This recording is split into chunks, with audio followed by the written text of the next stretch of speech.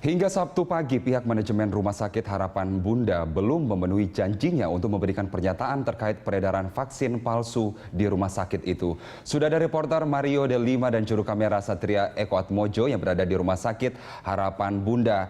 Mario, seperti apa kondisi di sana? Lalu apakah sudah ada pernyataan terbaru dari manajemen rumah sakit? Selamat pagi, Carlos. Memang saat ini kondisi di Rumah Sakit Harapan Bunda memang jauh dari harapan. Karena memang sesuai janjinya pada pukul 8 pagi tadi, pihak rumah sakit rencananya akan memberikan pernyataan terkait dengan pendataan ulang mana-mana saja pasien ataupun orang tua korban yang ingin mendaftarkan anak-anaknya mereka karena khawatir apakah anak mereka ada di luar daftar yang sudah diumumkan oleh pihak rumah sakit kemarin.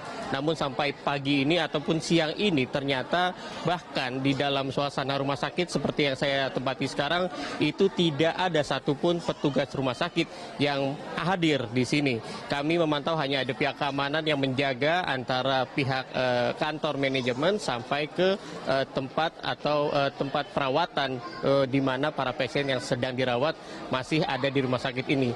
Dan mirisnya adalah sampai siang ini tidak ada keterangan apapun dari pihak rumah sakit yang ini membuat para orang tua korban pun menjadi resah.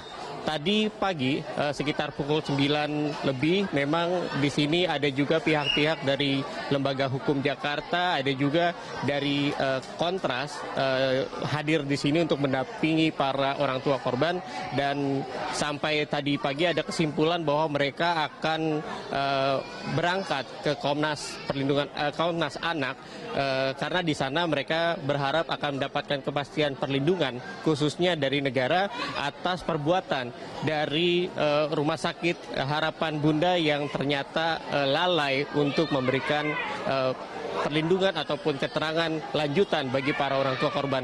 Dan Carlos, kami memiliki pernyataan dari Wakil Ketua Koordinator Kontras berikut ini. Pemerintah mengambil langkah-langkah yang luar biasa. Kalau kemudian Presiden Jokowi sangat mudah membuat standar darurat narkoba, darurat kejahatan seksual, darurat terorisme, dan lain sebagainya. Hari ini kita sebenarnya sedang mengalami darurat yang sangat serius tentang hak kesehatan yang universal. Ternyata juga tidak universal dialami oleh tapi banyak ratusan ribuan bayi Indonesia. Walaupun begitu, sampai saat ini masih banyak orang tua korban yang masih bertahan di sini dan juga sebagian berada di Komnas Anak. Kembali ke Anda, Carlos. Mario, menarik untuk disimak yang dikatakan oleh Puri Kencana Putri tadi bahwa ini seharusnya menjadi darurat hak kesehatan bagi seorang anak mendapatkan imunitas. Lalu bagaimana tanggapan orang tua pasien terkait bantuan hukum yang ditawarkan oleh LBH Jakarta yang hadir di situ dan juga tadi ada Kontras? Ya, kalau memang para orang tua korban tadi menanggapi secara positif, walaupun dari tadi malam bahkan mereka ada juga yang masih bermalam di sini menanti sebenarnya adalah tindakan nyata dari pihak rumah sakit.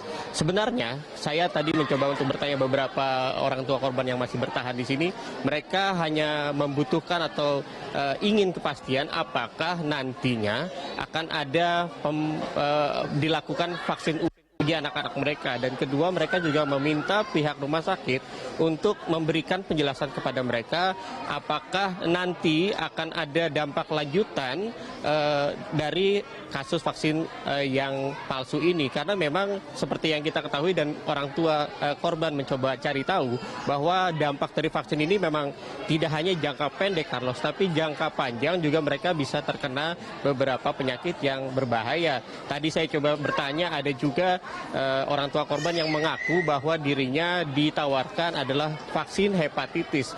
Itu sangat berbahaya bagi anak-anak mereka. Oleh karena itu mereka sebenarnya pada saat ini sebenarnya masih menunggu apakah pihak rumah sakit akan bertanggung jawab seperti beberapa rumah sakit yang melakukan pertanggungjawaban. Dan berikut, Carlos, adalah tanggapan dari orang tua korban dari putusan mereka untuk menghadiri Komnas Anak siang ini. Jenis pertanggungjawabannya aja, karena kan kita nggak tahu jangka panjang efeknya. Kalau ada efek jangka panjang bagaimana nih dari pihak rumah sakit, karena kan kita nggak tahu ya anaknya nanti amit-amit kalau kenapa-kenapa gitu di kemudian hari. Aku sih mendukung banget ya, masalahnya ini kan anak-anak korbannya, masa depan bangsa juga. Kalau nggak kayak gitu, kalau nggak ada yang untuk bantuin kita juga nggak ada yang bersuara untuk di sini, sedangkan pihak rumah sakitnya aja hari ini tutup. Kita sangat kecewa ya, seharusnya rumah sakit ini berani bertanggung jawab, mereka harusnya memberikan statement seperti apa, sehingga kita dapat kepastian Pak. Jadi sehingga rumah sakit seperti ini ya kita mau menuntut keadilan juga ke Komnas HAM.